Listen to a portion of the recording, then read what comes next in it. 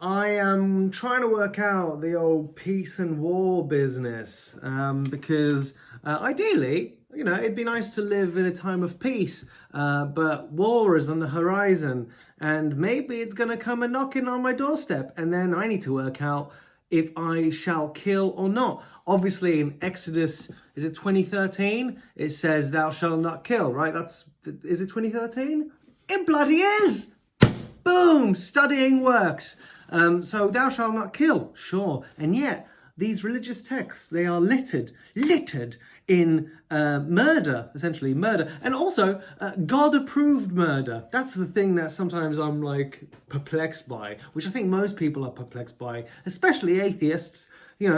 Oh, yeah, thou shalt not kill, but God did murder a many people, said Job. Job probably didn't say that because he's one of the, he's not a suck up, but he really loves God, Job. But that's, for example, even that story's wild. God essentially gave Satan the green light to torture his favorite. Mad, absolute madness. But anyway, I'm trying to make sense of it all. And so I read the Old Testament, the New Testament, the Quran, and the Bhagavad Gita. And I read them in order. Not that there is an order, but Judaism's 10th century BC, and BC means before Christ, so there is an order. Jesus then came about, and he was like, right, enough of BC. I want to start this calendar. I want to get this calendar in order. Let's start now. Obviously not now, because he would have been 0. But around when he was around 25, he wanted to probably start business and stuff. And he was like, calendars, right? Anyway, my apologies. I get distracted. I try to make myself laugh, maybe as a self-defense mechanism, because I don't really know what I'm talking about. And so I disguise it with an attempt at humor. But yeah, seriously, Judaism, 10th century, Christianity around the 1st century, Quran, 7th century, and then the Bhagavad Gita, the 1900s, I think the early 1900s, or who knows, timeless, right? And I quite like that I read it in that order because when I started reading those, I attempted to make sense of reality and also of a traumatic event that happened to me, which was so unbelievable, it required a little bit of a spiritual look, huh? Hey, what's all this craziness about, huh? Because either God exists or I really am a psychiatric patient deserving of lock and key treatment. Did that make sense? Did that make sense? Well, apparently there's a phrase in Islam about how do not be cruel to crazy people. Their souls have just gone to God. Something like that. That's what I will say to the judge. I'm sorry, judge, but the reason I'm crazy is because God chose me, which is obviously, that in itself is a crazy thing to say. I am not chosen. If I am chosen, it's chosen to be mad. I'm talking nonsense. But so I read those, and in it what will I do? What was I going to do? What am I doing? Oh yeah, study the concept of peace and war and of evil. Try and make sense of it. So let's start with the first one. I mentioned it. Thou shalt not kill. That's a good rule. Try not to kill. But there's a caveat, right? And I'll look at some other things. For example, here's a caveat in Samuel 15:3. Now go and smite Amalek and utterly destroy all that they have, and spare them not, but slay both man and woman, infant and suckling, ox and sheep, camel and ass. I'm a child. Donkey. So, but that is also the kind of thing that I would say on a Saturday night out with my male friends, right? Let's go smite that ass. Oh gosh, I don't have any friends, male or female. So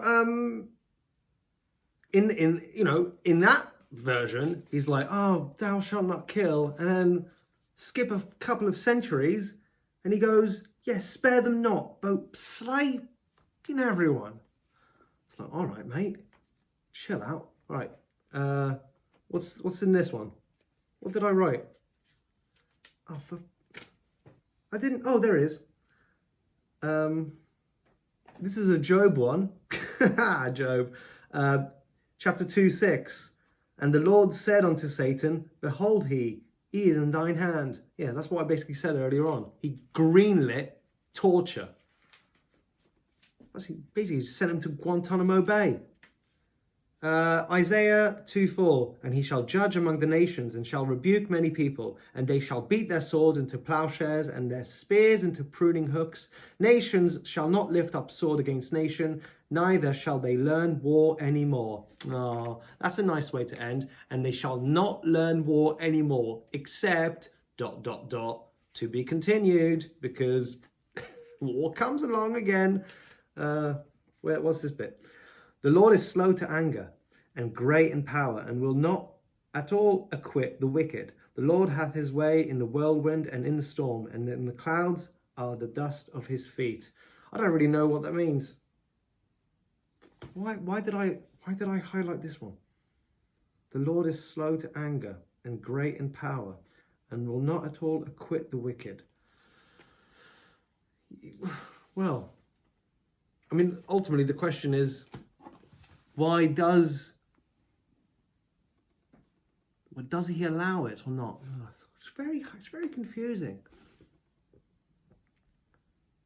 Yeah, because the question is, why is there evil in the world? I mean, I wonder if there's evil in the world because it keeps the game going, the storyline going. If you think about it, if there was no Satan, if Lucifer did not fall from the heavens and back down to earth, then there would be no snake to tempt Eve to eat of the forbidden fruit. And therefore, would there be a story? If there was no snake, it would just be Adam and Eve just chilling out in the garden, just dumb, really, because they don't really have any knowledge of anything. They're just blissfully happy, which, in all fairness, does sound nice. Does sound very nice. But if them two didn't begat them two, Cain and Abel, and if them two didn't begat more and more and more and more, then there would be no Jesus. Cause and effect. There would be no beloved storyline, and therefore. You need an antagonist. Study storylines, yeah?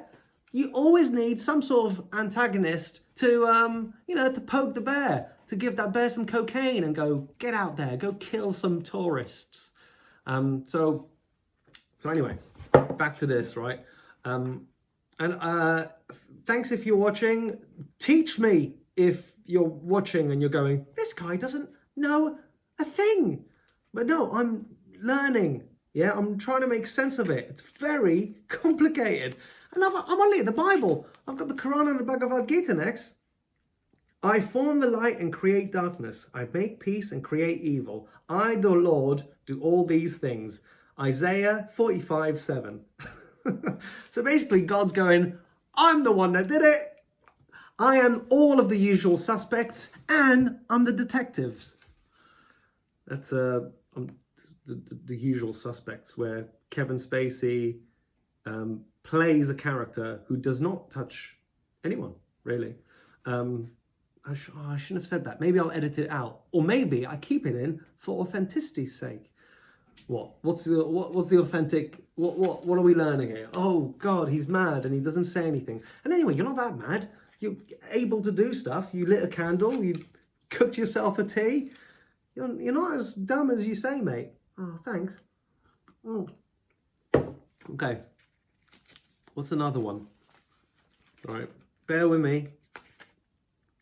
Blessed are the peacemakers, for they shall be called the children of God. That's Matthew, which one is it? 5:9. But then Matthew, only a few pages later, says, think not that I am come to send peace on earth. I came not to send peace, but a sword.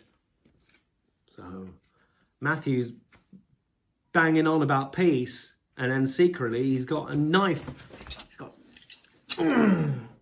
He's got a knife. I did not come here for peace, said I came here to be naughty. To bring back as many naughty people back with me. Which one's this? Romans 12:18. If it be possible, as much as lieth in you, live peaceably with all men. Yeah, basically, as much as you can, live peaceably. But if you do have to bring out your sword, then maybe thou hast to kill, right? I'm not saying, right, if there's one message that I have to take away from this, but that you have to take away from this, is ideally no murdering. No one murder. But that's why these other books are really interesting. I mean, literally, this entire story, the Bhagavad Gita, is about murder. Essentially, one guy's like, oh no, I can't believe I have to do all this murder. And then God goes, or, Sri Krishna goes, oh, sorry, Arjuna, but you do have to do all that murder. And Arjuna's like, oh no, not all the murder. And then Sri Krishna goes, yeah, it's your dharma. And dharma is, what's dharma? Come on, Eric, it's in your brain. Think. It's like motivation. It's your sense of purpose. Everyone has a dharma. And, based on how many people watch my videos, I don't think my dharma is YouTube videos.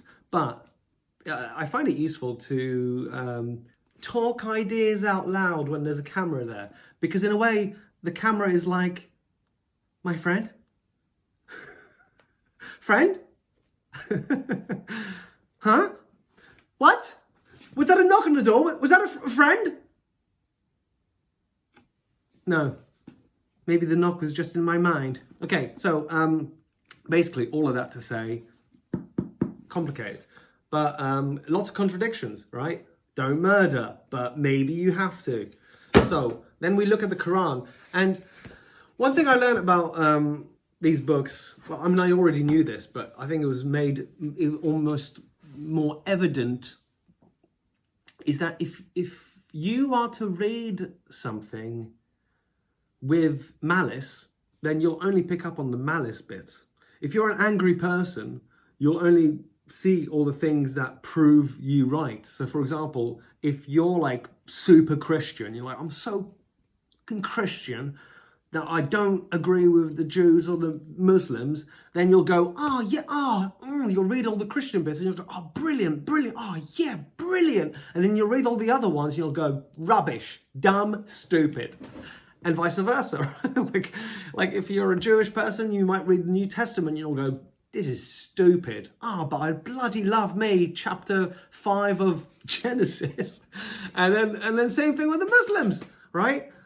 You might go, oh, bloody love Allah and the Quran. This is toilet paper, you might say, which is rude. Don't say that.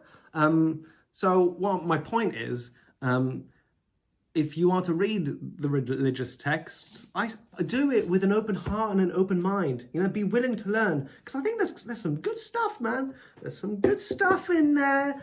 Okay, so here's some stuff that I picked up from the Quran.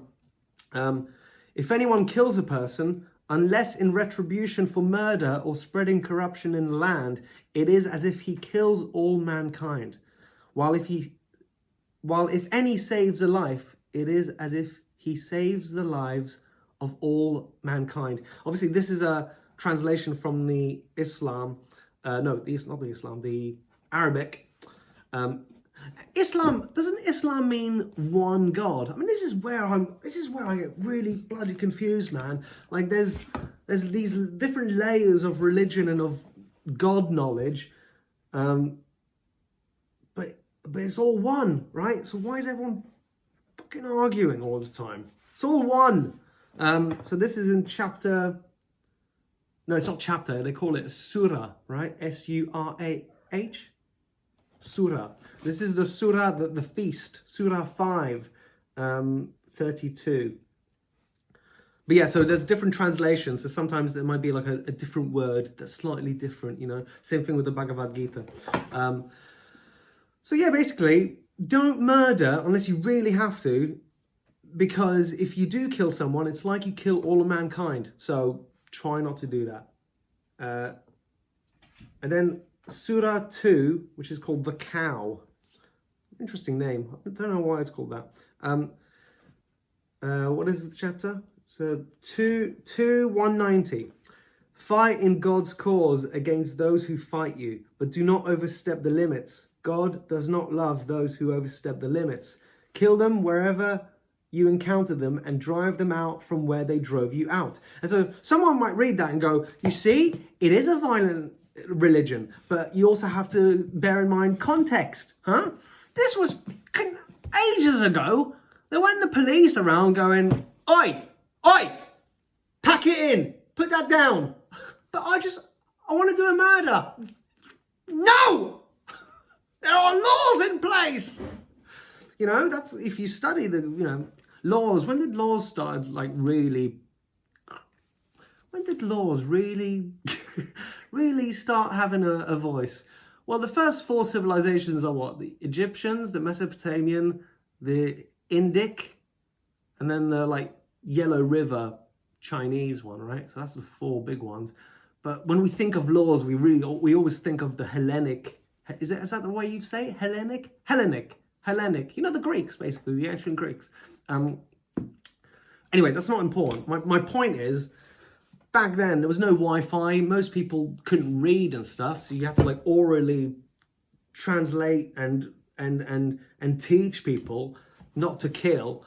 But at the same time, if someone keeps stealing your cows or your wives, at some point you're going to go John Wick on them. Soz, but I would. If I've got two cats with me, if someone was to strangle my cat in front of me, I don't know what it says about, revenge. Well, it says an eye for an eye. So two cats, and you might say, oh, but two cats isn't worth the life of one human. Well, I don't know. I don't know. But this is why there's a lot of books to learn from, because you're going, oh, I need to fucking make sense of this. So, right, let's carry on. Let's have a look at some other stuff. Satan made their foul deeds seem fair to them and said, no one will conquer you today, for I will be right beside you. That's 8:48, battle gains. I think that's something along the lines that, Satan made their foul deeds seem fair to them and said, no one will conquer you today, for I will be right beside you. Yeah, you can be blinded into thinking that you're doing the right thing. But if you're not paying attention, you're being persuaded by the voice of Satan. Although one thing I learned was that Satan isn't necessarily someone evil, right? Because Satan means opposition.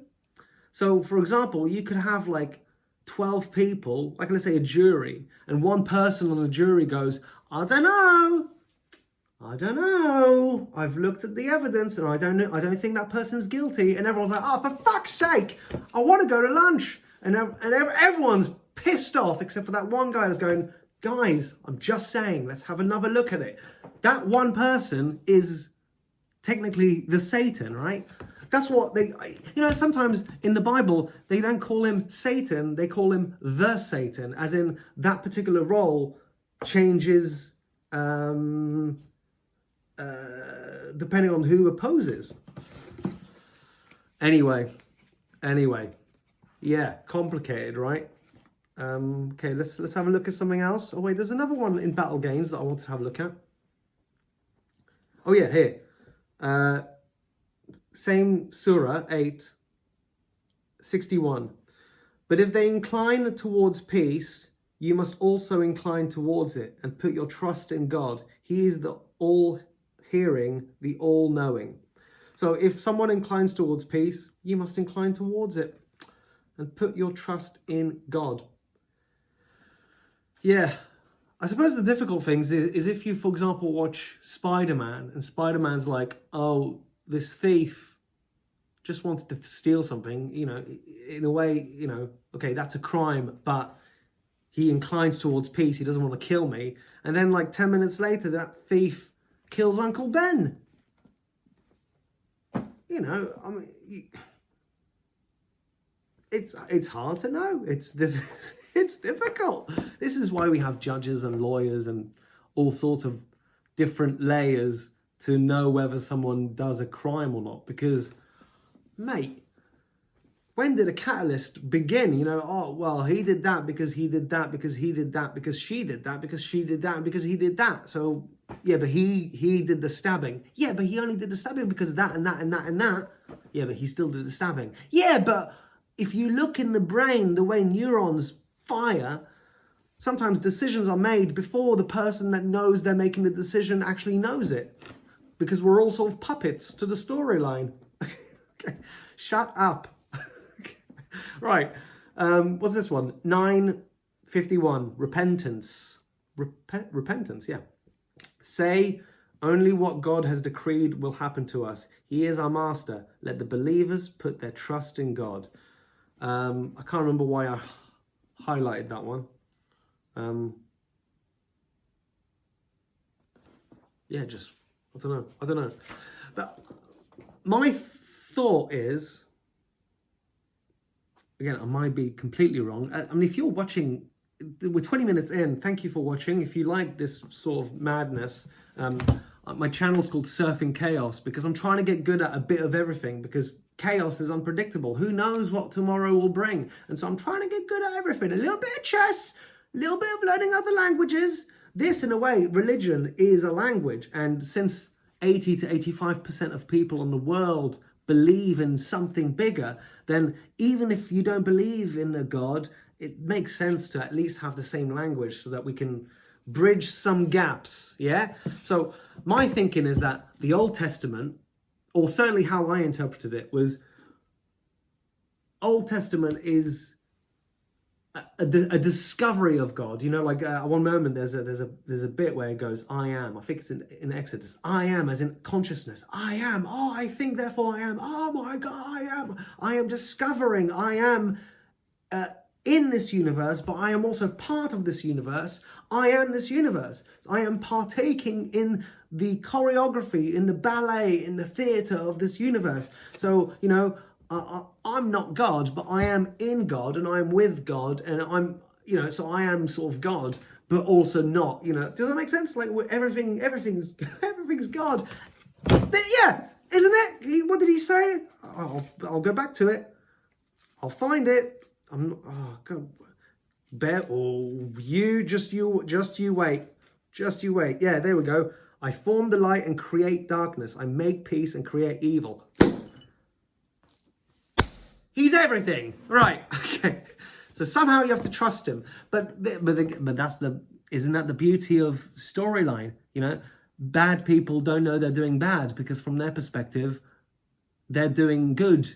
I mean, unless they're psychopaths and stuff. But I'm talking like, for example, Prisoner 24601, also known as Jean Valjean, who stole a loaf of bread to feed his sister and her daughter.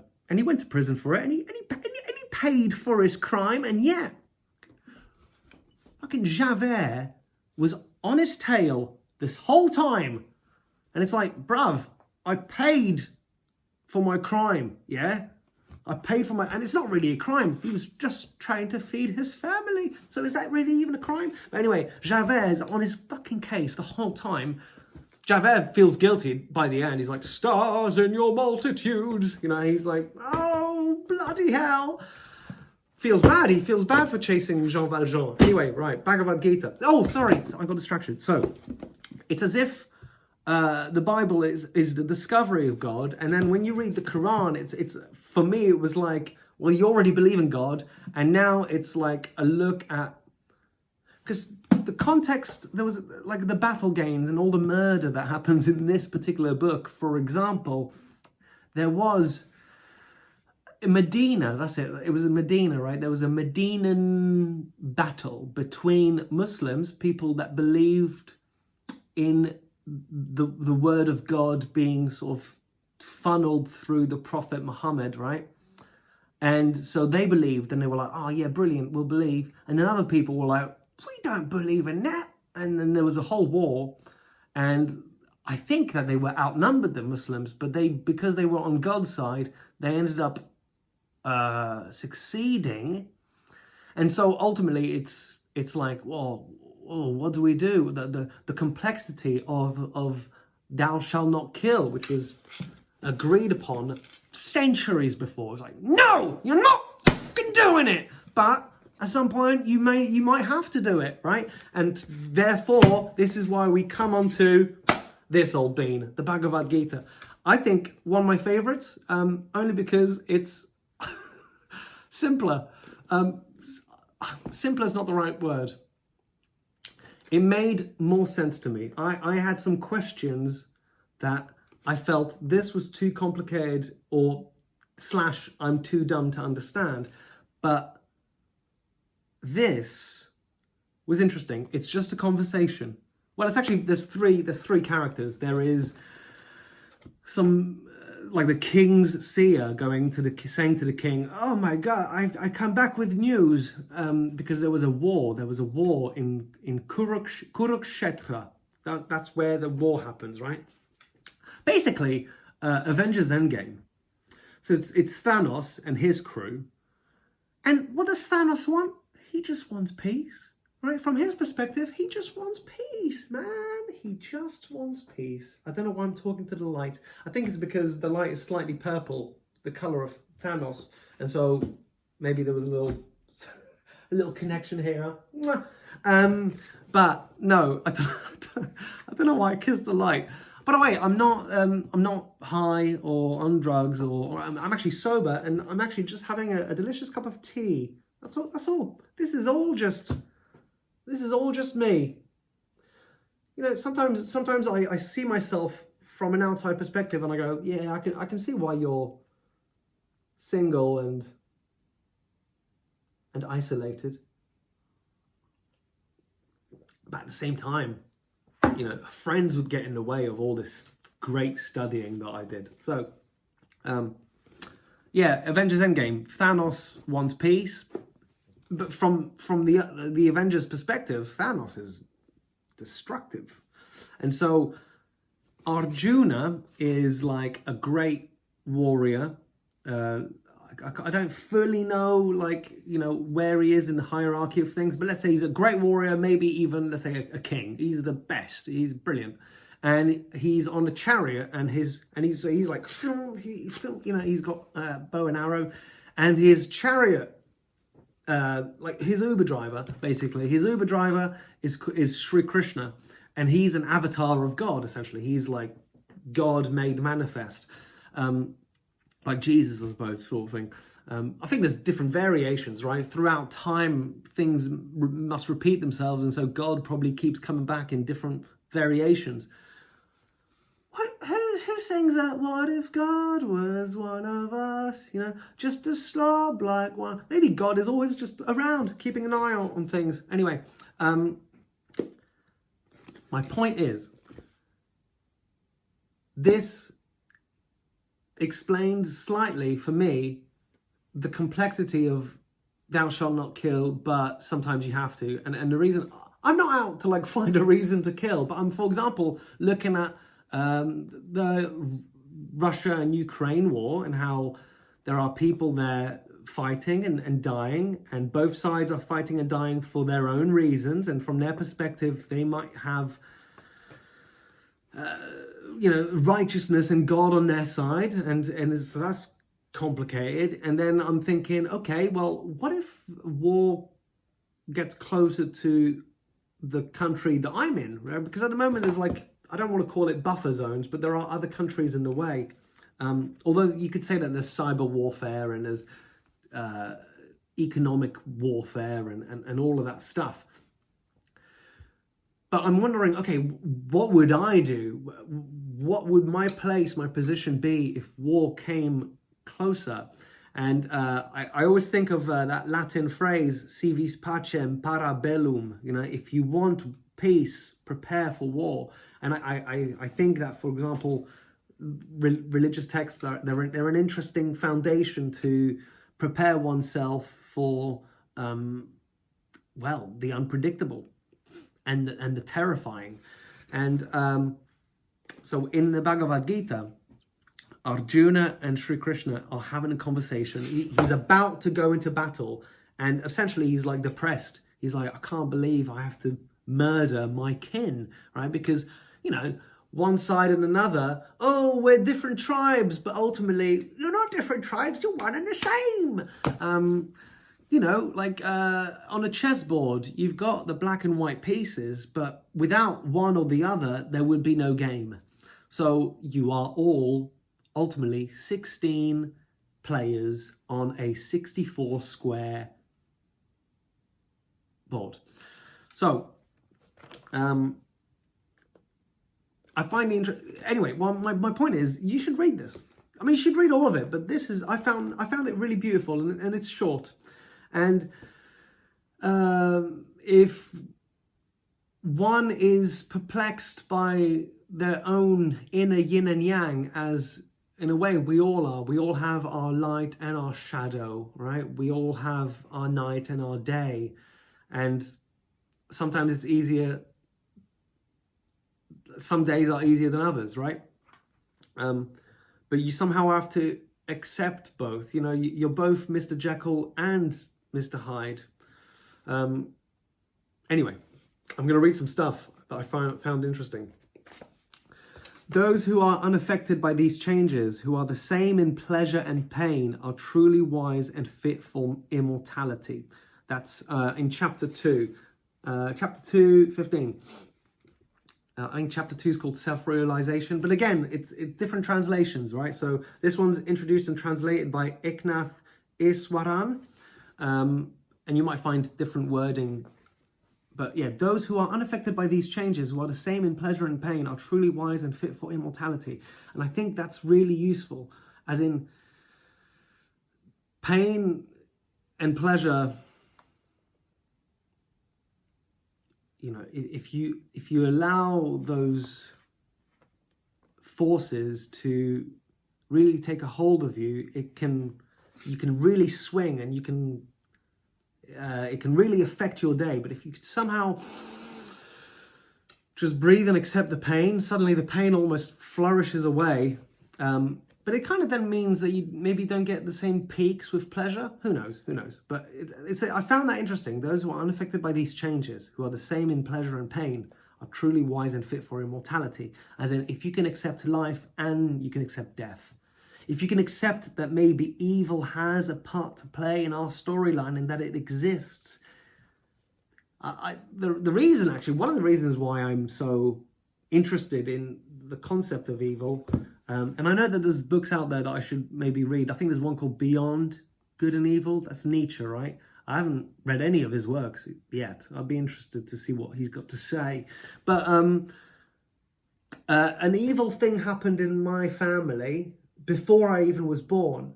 But if we are to follow determinism, if we are to follow the laws of cause and effect, if that thing hadn't happened, then people wouldn't have met, and therefore I would never have been born. And a part of me was like, would I give my life for this thing to not happen to that family member? And a part of me was like, yes, I would sacrifice like a grandfather paradox thing. Like I would go back in time to stop that event from happening, and I would never be born. And obviously that's not possible, but let's say that was possible. Let's say I could give my life to save that person. Then that person would never have to go through that evil thing. But then I have younger siblings, and so fine, I'm not born, but like the trolley, it's like a grandfather paradox mixed with the trolley experiment. Okay, I'm not born, but therefore my 4 younger siblings aren't born. And that's not right. I can't take their lives away. And so in a way, like theoretically, I have to let this evil thing happen so that all these different things flourishes. Like, and you could use other examples. Like, think how many amazing things in, let's use the United States of America as an example. Think of all the amazing things that have happened, all the love stories, all the accomplishments, all these beautiful, wonderful things that have happened after 9/11. And then you, like 20 years later, you give a dad with a family of 3 kids, and maybe one of those kids has a kid, and you say, would you give their lives up so 9/11 never happened? He'd have to choose between his kids and 9/11, and you're like, well, I think I'm just going to keep my kids, please. So, you know, maybe it's a terrible example, but you know what I mean. Evil things can happen, and it's only when you look back that you go, oh shit, if that never happened, all these good things would never have happened. I think there's a parable, you know, there's like that Chinese farmer that has like, his horse goes running away, and the neighbor goes, oh no, that's so bad that the horse ran away. And the farmer goes, we'll see. And then the horse comes back with 2 other horses, right? Like wild horses. And the neighbor goes, wow, that's so lucky. Your horse came back and brought back 2 horses. You're so lucky. And the farmer goes, we'll see. And then his son rides one of the wild horses, tries to like break it, tame it. And but falls off the horse and breaks his leg. Oh God. And the neighbor goes, wow, that's so unlucky. And the farmer goes, we'll see. And then there's a war that's like happening in the neighboring country. And so the government comes to the village and goes, we are taking everyone's sons for this war. But obviously this farmer's son can't go because he's got a broken leg. And so the neighbor goes, that's so lucky. You get my point. We'll see. So,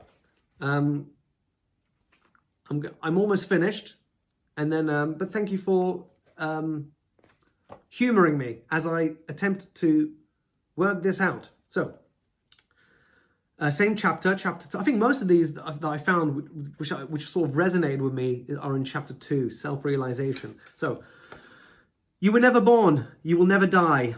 You have never changed, you can never change. Unborn, eternal, immutable, immemorial, you do not die when the body dies. Obviously, that's a little bit woo-woo, a little bit far-fetched if you don't believe in that sort of stuff. But, you know, I'm made of atoms, and so are you, and so is the space in between us. So everything's connected. And when I think, like, I think that I'm in here, right? I'm in my brain, and I'm in here somewhere, no! And so I'm in here somewhere, in the old brain. And when I dream, I assume that the dreaming just happens in the brain. But if I'm made of atoms and so is everything around me, then it seems almost feasible that because everything's connected, that maybe thought and that's why maybe meditation and prayer, maybe it can like Professor Xavier in X-Men, it can sort of go out. Like my brain, my skull is made of bone. It's not made of titanium or whatever Magneto uses. What does he use to... It's not a Faraday cage, right? It doesn't just lock my thoughts in. It can maybe permeate. And maybe we all move together like a murmuration of birds. And so, is it possible that a consciousness can survive the process of physical death? And a part of me goes, well, maybe, you know, who knows? Who knows? I'm open to it. I'll have that conversation when it comes. But I'm kind of open to it. And poetically and romantically, I like the idea. And scientifically, well, isn't it possible? Doesn't quantum entanglement say something along the lines of we are immortal to a certain degree? Because, you know, what's the cat? Erwin Schrödinger. He puts a cat in a box and closes the box, and the box has like a little timer and a little vial full of radiation or something along those lines, uranium, something. And then it breaks, and until he actually observes the thing, the cat is both alive and dead, theoretically, mathematically speaking. It's both alive and dead until he checks. It's like is this superposition? I think it's superposition. Look at me when I'm confused. Oh, tell me, Lord, what is it? It's when, no, it's just, that's it. It's a double slit experiment. The double slit experiment. So there's like a wave or something, and when you observe it, it's a wave or it's another thing. But when you don't observe it, it's both. Something like that. I don't really know. Look, do your own fucking research. I can't tell you everything. Okay. Chapter 2:33. If you do not participate in this battle against evil, you will incur sin, violating your dharma and your honor. So it's essentially, it's like the good men who turn a blind eye are essentially as culpable. It's like the bystander effect, when you see something bad happening and no one gets involved and they just let the crime happen, they're all guilty. So if you do not participate in this battle against evil, you will incur sin, violating your dharma and your honor. I suppose my challenge is what is evil? I think everyone's got potentially different boundaries of what evil is.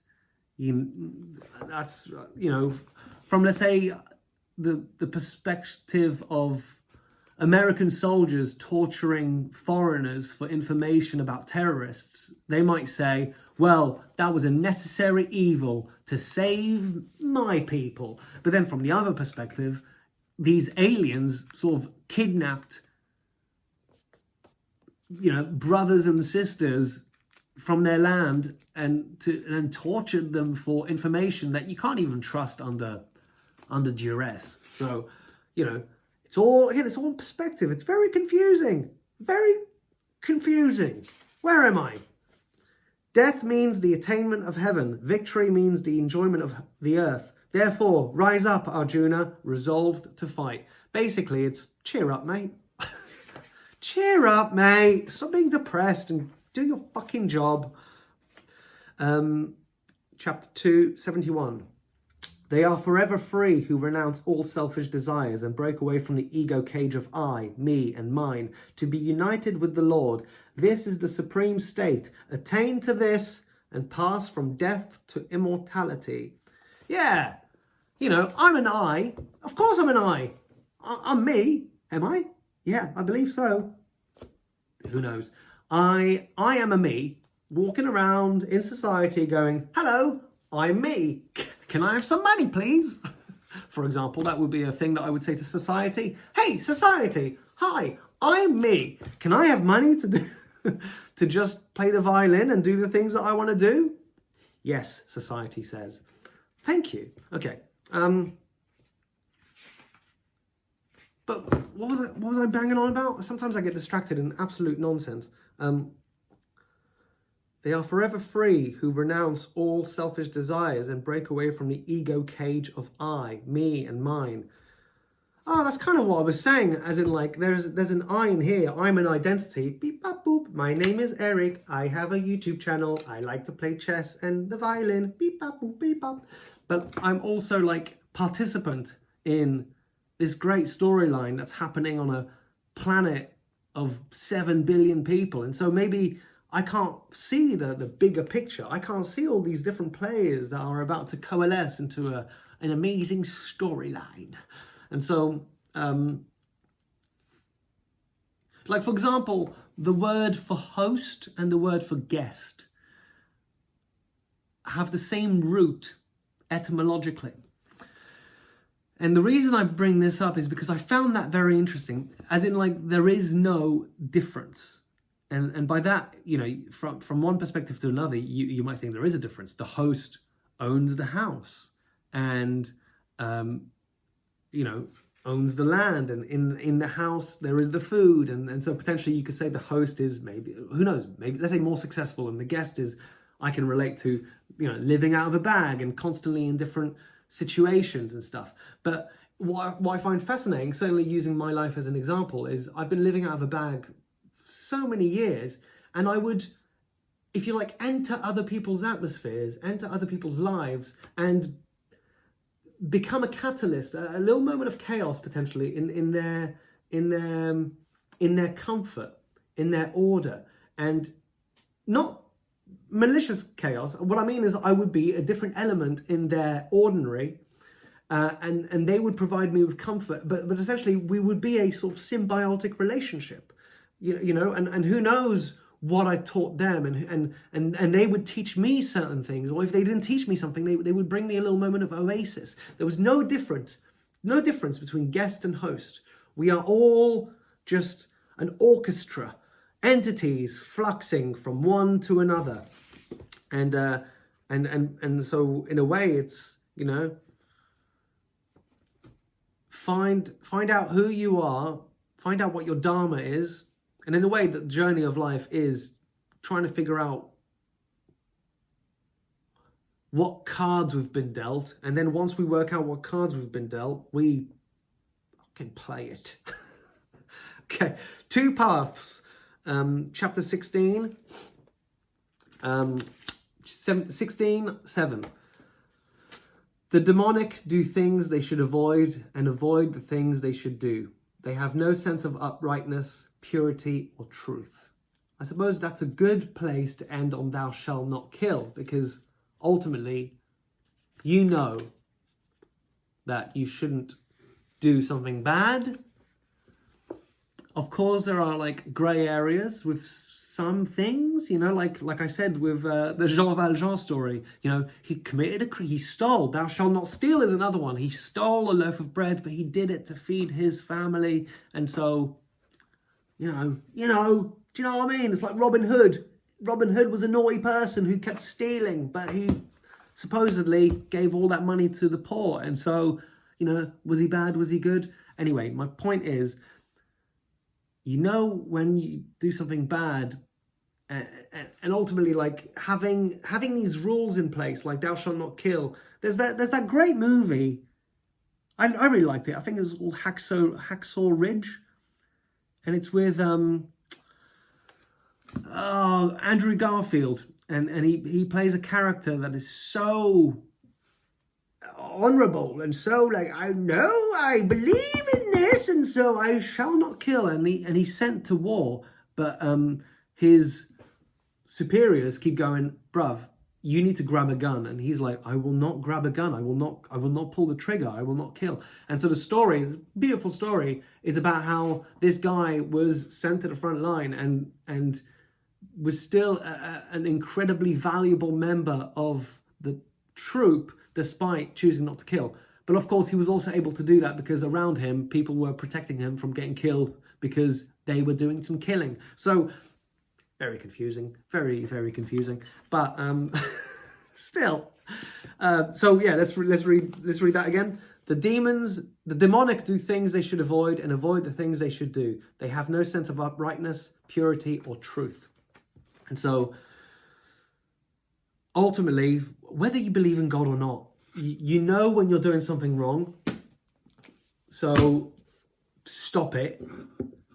But when push comes to shove, potentially you might have to do certain things, right? And I wonder if a belief in God means that you will not pass that border too soon.